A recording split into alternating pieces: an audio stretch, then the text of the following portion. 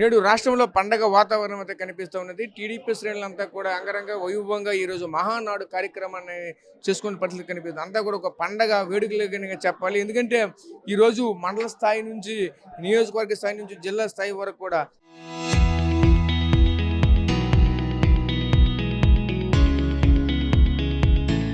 కస్టల్ రూపంలో డివైడ్ చేసి 500 మంది 1000 మంది వరకు కూడా ఒకే ప్రాంతంలో కేంద్రీకృతం చేసి ఈరోజు అక్కడ జరుగుతున్న మహానాడిని డైరెక్టర్గా నేరుగా ఆన్లైన్లో ఈరోజు స్క్రీన్ల ద్వారా ఈరోజు వీక్షించే కార్యక్రమం కూడా జరుగుతూ ఉన్నది. అక్కడ జరిగినటువంటి ప్రతి ఒక్క కార్యక్రమాన్ని కూడా మేము అందరూ కూడా తూచే తప్పకుండా పాటిస్తామంటూ కూడా ఒకవైపుతో మాత్రం చెప్పుకొస్తున్న పరిస్థితులు కూడా కనిపిస్తూ ఉన్నాయి. ఇదే క్రమంలో చూసుకుంటే ఈరోజు విజయనగరం జిల్లా వ్యాప్తంగా కూడా ఈ యొక్క కార్యక్రమం అయితే జరుగుతున్న పరిస్థితులు కనిపిస్తూ ఉన్నాయి. ముఖ్యంగా చూసుకుంటే విజయనగరం జిల్లా విజయనగరం నియోజకవర్గ పరిధిలో సుమారుగా 11 క్లస్టర్లో ఈ కార్యక్రమం అనేది గొప్పగా జరుగుతున్న పరిస్థితి కనిపిస్తుంది. ఇందులో 6 కళ్యాణ మండపంలో జరుగుతుంది. మిగతావి బయట ఒక సాడో వేసి వాటిలో ఒక స్క్రీన్లు ఏర్పాటు చేసి ఒక ప్రత్యేకంగా పెట్టుకుని వస్తున్నటువంటి పరిస్థితులు కూడా కనిపిస్తూ ఉన్నాయి. దీనికి సంబంధించినటువంటి ఆ కార్యకర్తలు కూడా ఈ కార్యక్రమంలో పాల్గొన్నారు. వాళ్ళతో కూడా మాట్లాడే ప్రయత్నం అయితే చేద్దాం. మీరు చెప్పండి, ఎలా చూడాలి ఏంటి ఈ క్లస్టర్ విధానం ద్వారా బయట ఏ విధంగా బలోపేతం అవుతుంది అనుకుంటే ఒక కార్యకర్తగా ఏం చెప్పాలనుకున్నారండి? నిజంగా ఇది ఒక అద్భుతం. ఎందుకంటే హైబ్రిడ్ పద్ధతిలోని మరి మహానాడు జరపడం నాకు తెలిసి దేశంలో కూడా ఏ పార్టీ కూడా ఇటువంటి టెక్నాలజీతో జరిపే ఆలోచన లేదు. ఎందుకంటే ప్రధానమంత్రి మోడీ గారు కానీ ఆదేశాలు, అలాగే మన నారా చంద్రబాబు నాయుడు గారు ముఖ్యమంత్రి గారు ఆయన తాలూకా ముందు ఆలోచనతో ఇంకా రాబోయే రోజుల తరాలు కూడా టెక్నాలజీతో ఉండే విధంగా మరి మహానాడిని హైబ్రిడ్ విధంగా నడపడం చాలా అద్భుతమైన కార్యక్రమం. మహానాడు అంటే మన తెలుగు ప్రజలకి ఒక పండగ, తెలుగుదేశం కార్యకర్తకి అలాగే తెలుగు ప్రజలకు కూడా ఒక పండగ లాంటి వాతావరణం మహానాడు.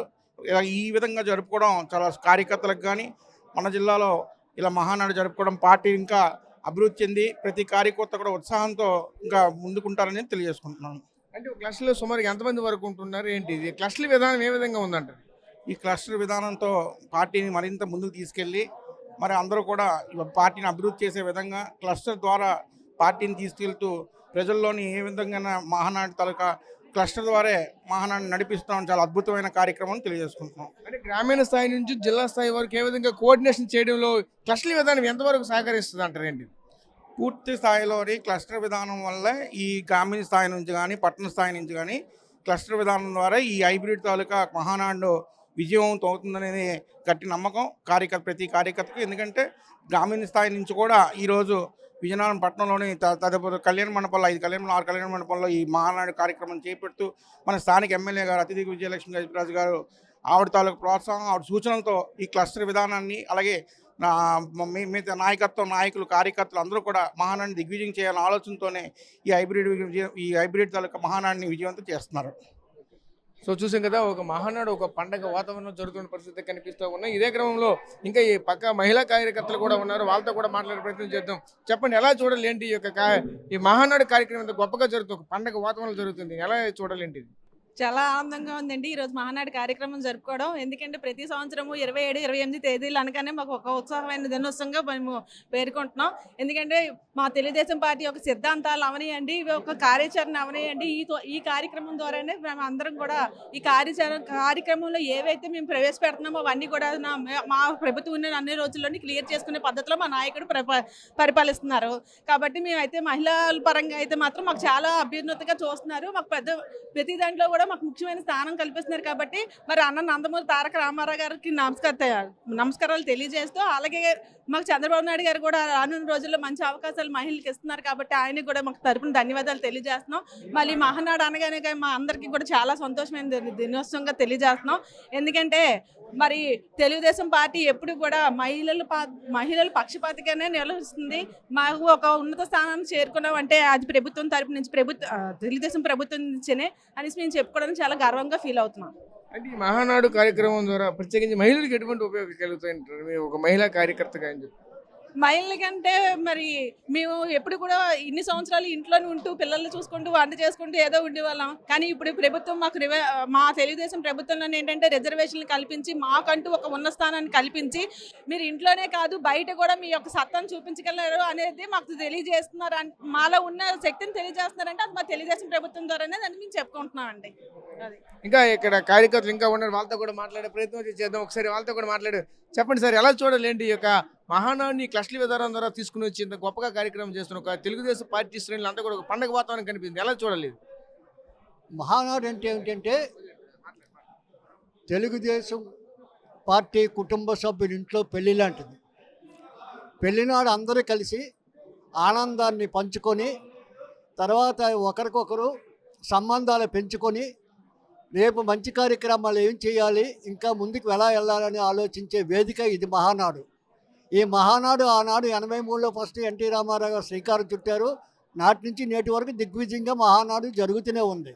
మహానాడులో ఏంటంటే అందరూ కూడా ఈ 2 రోజులు అన్నదమ్ములు అక్క చెల్లెళ్ళలాగా మెలుగుతూ పార్టీకి ఎంతవరకు ఎంత సేవ చేశామో ఇంకా ఏం చేయాలి, పార్టీ ఉంటేనే మనం ఉన్నట్టుగా, పార్టీ అనేది సమాజానికి కావాలి. ఈ పార్టీ ప్రభుత్వంలోకి వచ్చిన తర్వాత ఎన్నో కార్యక్రమాలు చేస్తున్నారు. అందులో మహిళలకు ఎన్నో చేస్తున్నారు.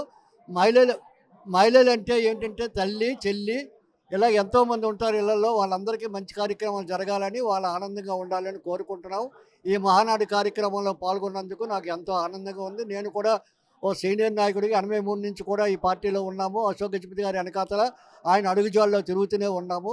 ఈరోజు ఇందులో ఉండడం నా అదృష్టంగా భావిస్తున్నాను.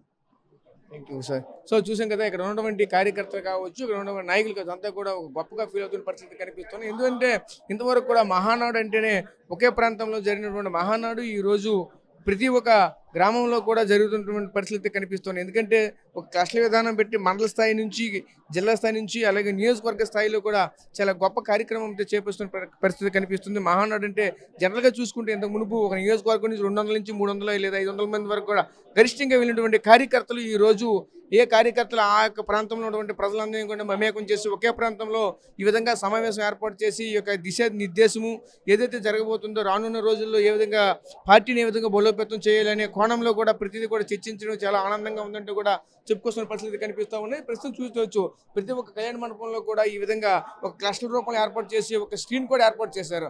ఆ స్క్రీన్ ద్వారా ఉన్నటువంటి కార్యకర్తలు అందరికీ కూడా వీక్షించే విధంగా కూడా చెప్పుకొస్తున్న పరిస్థితి కనిపిస్తూ ఉన్నాయి.